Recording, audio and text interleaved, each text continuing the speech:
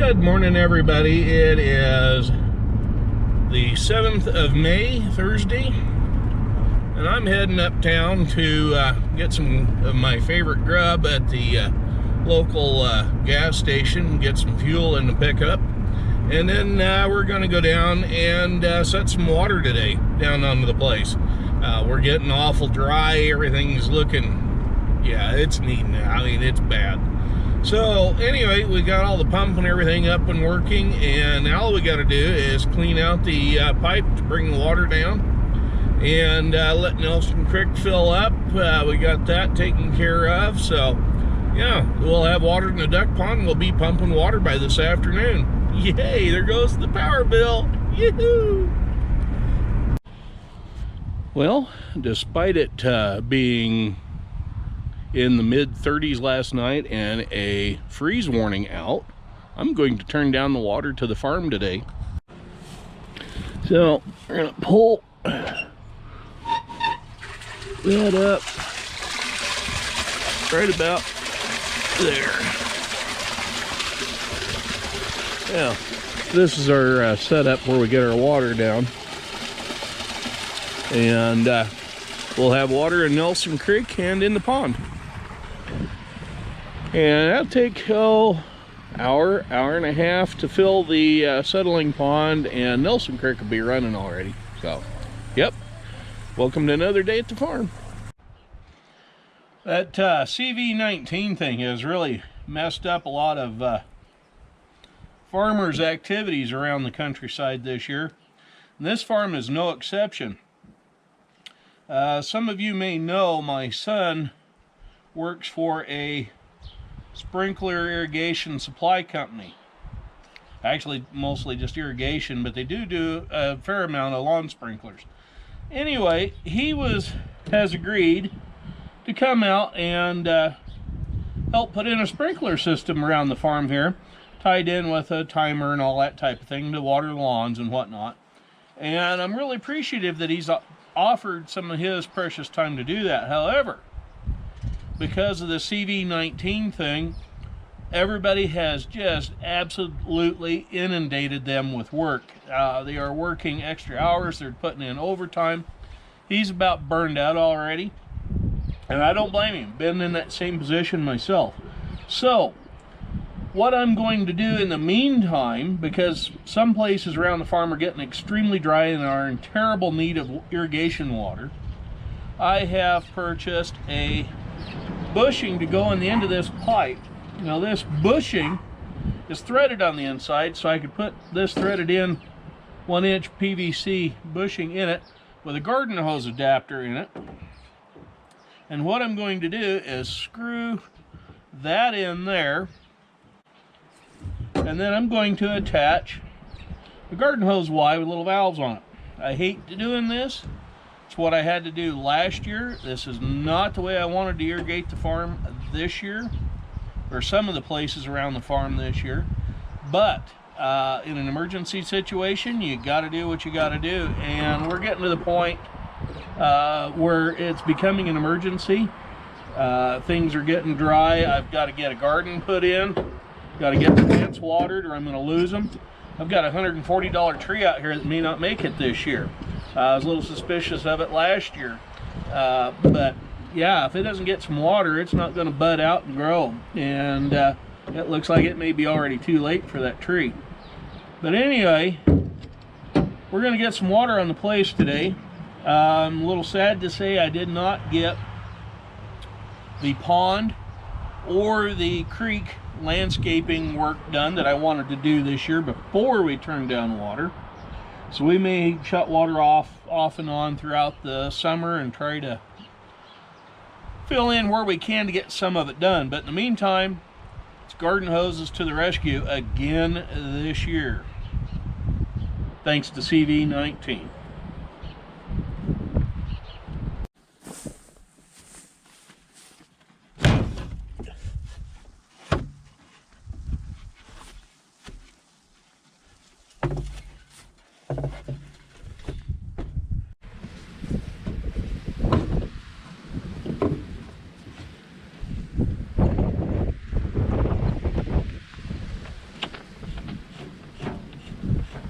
Alright, that's the connection for the water pipe that's going out to feed water to the sprinkler valve box installed, but we don't have the valve box in this year. We're just running garden hoses off the end of this pipe. Okay, that's the end of the pipe there down in the hole where the sprinkler valve box was. I had to dig it out. I couldn't lift it. The gophers had dug a hole in there and had filled it completely full of dirt, clear up to the top. Should have got some film footage of that, but I didn't. So, yeah, dirty, rotten little buggers anyway. So, when we find them, we're going to flood them out. Most people prime these pumps by dumping water in that little plug right there. Yeah, that little deal right there. Yeah, that's how it's traditionally done. But no, not me. No, the evil grandpa, he has a better way of doing it. Yes, he's a mad scientist. If you all remember that little valve here on the back side of the shed, that is where we were going to put air into to blow out all the sprinkler systems. It's also going to work as a charging system. What I've got is my garden hose with a valve here. It turns on and off. And on the end here, where my thumb's at, is a double female garden hose adapter that I can screw on here. See if I can do this one-handed.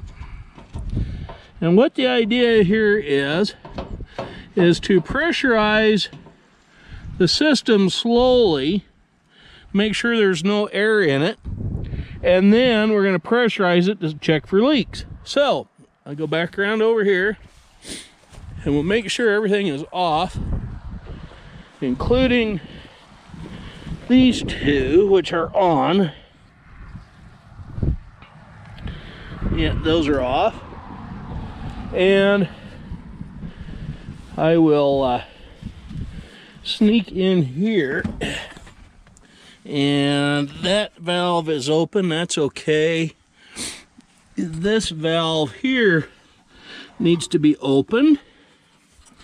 That one's okay for a minute, and I know the valve here is open, so we're going to close it because it just do nothing but fill up a hole on the other side there. I'll have to do something a little different about grabbing that to turn it here. Let me get in here a little better. It goes one way or the other, but it seems to be stuck. Okay, I'm gonna have to open up that other side and see how it turns off. Okay, we are going to open that valve and crack that open just a hair. I can hear water running. And we're going to run it slow just for a while until we make sure everything is getting full. Okay, we got water running into the system. Now this valve here is open, so we're gonna see water going down through there too. Okay, there is the pump. It's got water running into it, so we're gonna close that little valve. Now we'll charge the rest of the system. And now we're gonna fill that slowly so that we can make sure all the air's out of it, because if there's any air in there, the pump won't work. Okay, there's the water going into that filter. There's a bunch of air coming out of it. And we're gonna let that run for a bit. Oh, we got a leak going on there in the valve, or in the union. That's kind of what I was afraid of, so I'll have to deal with that. Well, that was just a matter of tightening that up a little bit more by hand. We've got a lot of the air out of that system right there, so we're going to crack this one open and send water. Yep, not that one. We're going to send water over to the waterfall pipe just for a minute.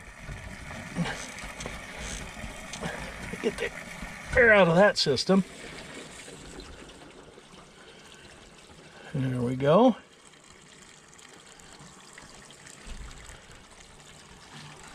Just trying to get all the air out of this system. Okay, we're back here. Got more air and water flowing into that.